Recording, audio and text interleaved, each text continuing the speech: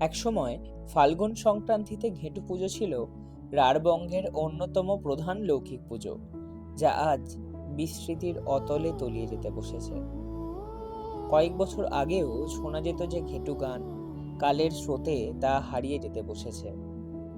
সাধারণত বছরের এই মরশুমটাতে গ্রামের পথের দুপাশে ফুটে থাকে ঘেটু ফুল। ফাল্গুন সংক্রান্তির দিন গ্রামের কচিকাঁচারা সেই ঘেটু ফুলে সাজানো বেতের ঝুড়ি আর লণ্ঠন হাতে ঘেটু গান গাইতে গাইতে বাড়ি বাড়ি ঘুরে বেড়ায়। গ্রামের গৃহস্থেরাও সাধ্যমতো চাল, ডাল, আলু, টাকা তাদের ঝোলায় ভর্তি করে দেয়।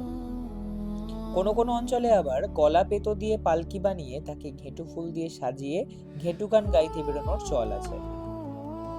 এই ঘেটু বা ঘণ্টাকর্ণ হলেন মূলত খোস, পাঁচড়া প্রভৃতি চর্মরোগের অপদেবতা।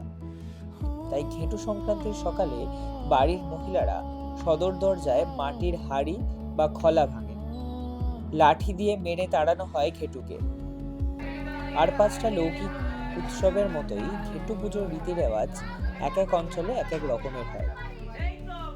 আপনাদের অঞ্চলেও কি এখনো ঘেটু পুজোর চল আছে? যদি এ সম্বন্ধে আপনাদের কোনো গল্প জানা থাকে, তাহলে তা শেয়ার করতে পারেন আমাদের কমেন্ট বক্সে। আর এই ধরনের আরও ভিডিও পেতে ফলো করুন আমাদের পেজটি।